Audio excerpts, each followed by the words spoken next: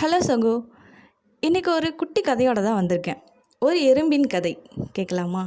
நம்ம சொந்த பந்தங்களோட அதிகமாக வாழ்கிறத விட எறும்பு கூட தான் அதிகமாக வாழ்கிறோன்னே சொல்லலாம். எந்த இடமா இருந்தாலும் அது ஈஸியாக உள்ளே வந்துடும். அப்படி அந்த எறும்பு நமக்கு எப்போவுமே ஒரு கதையை மட்டும் திரும்ப திரும்ப சொல்லுதுன்னா நீங்கள் நம்புவீங்களா? அது என்னன்னா விடாமுயற்சி. எறும்பு போகிற பாதையில் நீங்கள் ஏதாவது தடையை வச்சிங்கன்னா அது அங்கேயே தேங்கி நிற்காது, மறுபடியும் வேறு பாதையை தேடி ஓடிக்கிட்டே தான் இருக்கும். இதில் இருந்து மனிதர்களான நாமும் ஒரு முயற்சியில் தோற்ற உடனே அங்கேயே தேங்கி நிற்காம அடுத்த பாதையை தேடி ஓடிக்கிட்டே இருக்கணும். தன்னோட இலக்கை எட்டி பிடிக்கிற வரை முயற்சி செய்வதை மட்டும் நிறுத்தவே கூடாது. எப்பவும் மனசை சோர்வடையவே விடக்கூடாது.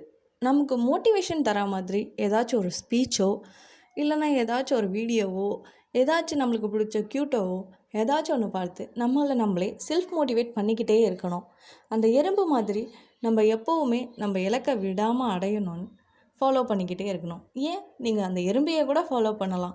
எப்போவுமே எறும்புங்களை நோட் பண்ணிக்கிட்டே இருங்க. நீங்கள் எந்த எறும்பை எடுத்தாலும் அதோட இலக்கை மட்டுமே குறிக்கோளாக வச்சு முன்னே போய்கிட்டே இருங்க. இந்த குட்டி கதை உங்களுக்கு பிடிச்சிருந்தா லைக் பண்ணுங்கள். இது மாதிரி நிறைய கதைகளை கேட்க சேனலை சப்ஸ்கிரைப் பண்ணுங்கள். நன்றி. நான் உங்கள் சகோ.